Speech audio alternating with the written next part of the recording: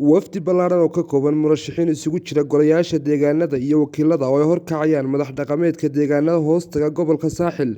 ayaa kormeer ku tagay deegaano ay ka mid yihiin Dirimara, Gooda Weyn, Gooda Yar, Ugaasmadow, Garhka, Wareerta, Biyo Fadhiisinka, Dhagaca iyo waliba sidoo kale degmada Cadaadle oo ka tirsan gobolka Murudijeex.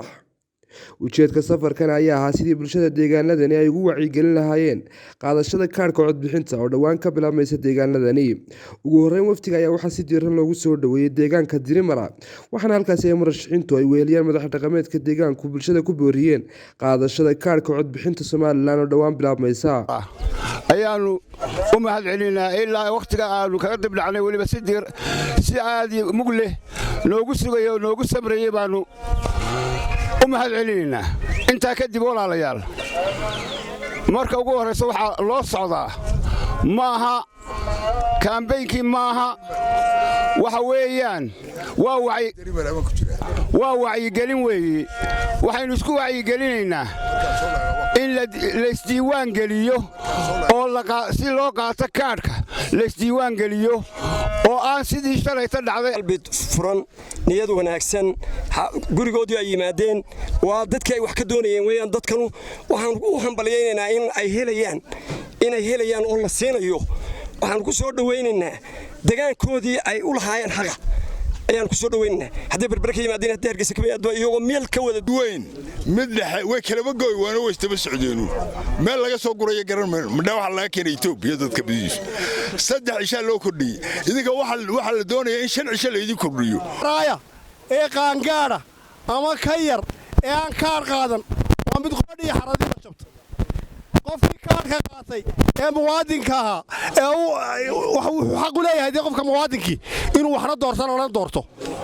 haddii aanu kaar haysan lana dooran maayo waxna dooran maayo.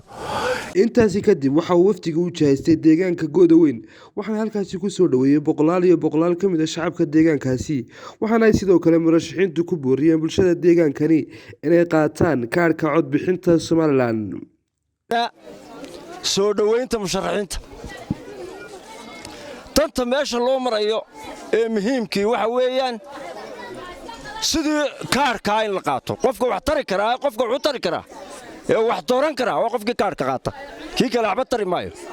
in la qaato kaarka oo loo hawlgalo oo loo diyaar garoobo ayaa loo baahan yahay waxaan mahadinayaa mar saddexaad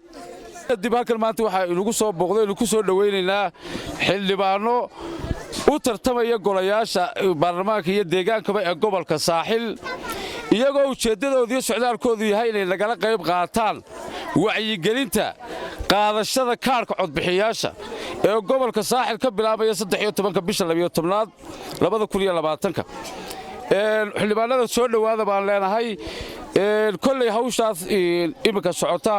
ayuunba iyaguna ka hadlayaan si ay dadku u qaadan lahaayeen kaarkana 13 bisha waxa bilaabmaya ciddii aan hore isu diiwaan gelin arrimaha inta la doonayo ujeeddada inay xafidaan qof walba maskaxdiisa ku rikoor gareeyo waa intaa aanu qofna aanu sheegin waxa weeyaan qofka 13 bisha waxa bilaabmaya 16 ku eeg qaadashada ama qof kasta oo kaarkiisa sanduuq ku ritay inuu kaarkiisa hubiyo si aanu jaaniskan imaka taagan uga lumin haddii uu hadhow ka waayo markuu doorashada sala la soo bax ugu dambeyntii wafdigu waxa uu gaaray deegaanka Gooda Yar waxaana halkaas sidaas la eeg ugu soo dhaweeyay bulshada deegaanadaasi. waa mahadsantiin soo dhaweyntiina waqtigaana siiseen aad iyo aad baan idinku mahadnaqaynaa kastoo gobolkii naga dhacay ilaa saa kale aanu daalanaan soo soconay taladu waa mid kaliya laandheeraha lagu faali jiray waa sida kaarka loo kala qaato. barakaatu Gooda Yar aad baan u salaamaynaa waqti ma haysanno waxaan idinku boorinaynaa waa fiid waxaan idinku boorinaynaa qaadashada kaarka oo inoo muhiima xubinta baarlamaanka iyo xubinta deegaanka iyo xubinta madaxweynaha mid walba waa inoogu muhiim iyo kaar bedelka aad waxaan idinku boorinayaa mar labaad Gooda Yar sidaa iskugu duubantiin reerkeenu waa mid deegaankeenu waa mid markaa waxa loo baahan yahay inaynu kaarka si mid u qaadano inaynu is abaabulno inaynu doorashada u diyaar garowno